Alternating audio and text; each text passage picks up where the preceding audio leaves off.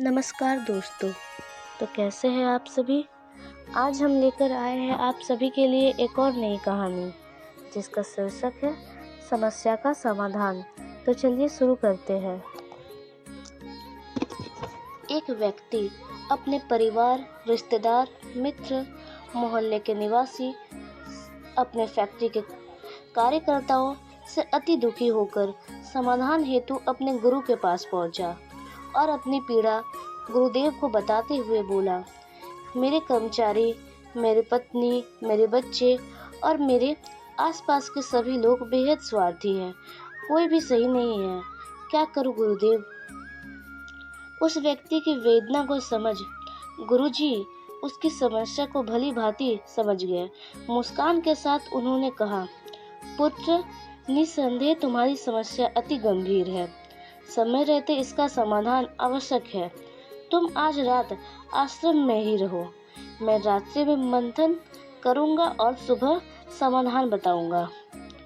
उस व्यक्ति को अपने गुरु पर अटूट विश्वास था। उसने आश्रम में रात्रि विश्राम की बात स्वीकार कर ली और आश्रम के निवासियों के पास जा पहुंचा।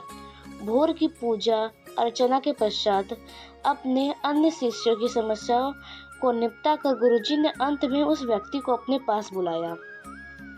एक रात आश्रम में बिताने के अनुभव को वह व्यक्ति भी अपने गुरु जी को बताने से स्वयं को रोक न सका और बोला, गुरुदेव, आपके आश्रम में भी स्वार्थियों ने अपना डेरा जमा रखा है। हर कोई आपसे कुछ न कुछ चाहकर ही यहाँ रुका हुआ है।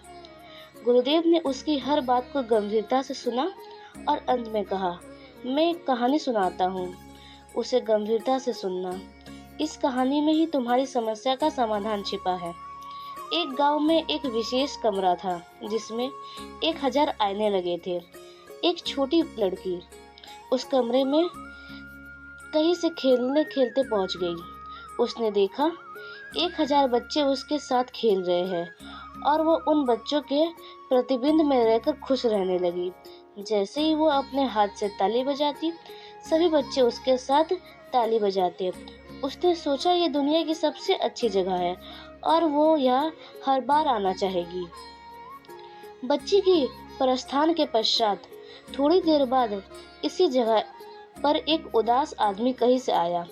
उसने अपने चारों तरफ हजारों दुख से भरे चेहरे देखे और वो बहुत दुखी हुआ। उसने हाथ उठाकर सभी को धक्का लगाकर हटाना चाहा तो उसने देखा कि हजारों हाथ उसे धक्का मार रहे हैं। उसने कहा, यह दुनिया की सबसे खराब जगह है और वो यहाँ दोबारा कभी नहीं आना चाहेगा। उसने वो जगह छोड़ दी। शिक्षा। ठीक इसी तरह यह दुनिया एक कमरा है जिसमें हजारों शीशे लगे हैं। जो कुछ भी हमारे अंदर भरा होता है वही प्रकृति हमें लौटा देती है। संसार हमें अपने मन के अनुरूप ही दिखता है, इसलिए अपने मन और दिल को साफ रखें। यकीनन तब यह दुनिया आपके लिए स्वर्ग की तरह अनुभव होगी। संसार को सुधारने की आकांक्षा रखने वालों के लिए सर्वप्रथम आवश्यक है कि हम स्वयं को सुधार करें। संसार अपने आप सुधर जाएगा। धन्यवाद।